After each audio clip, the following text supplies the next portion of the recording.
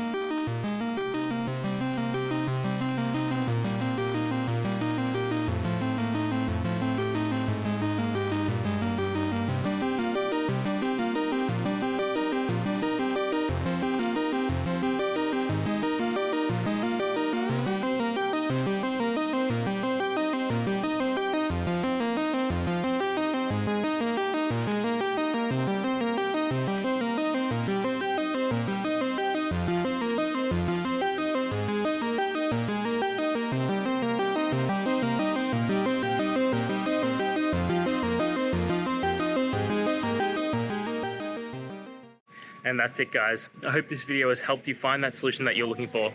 If it did, please hit the subscribe button. I'd really appreciate it. And until next time, I hope you have a good one.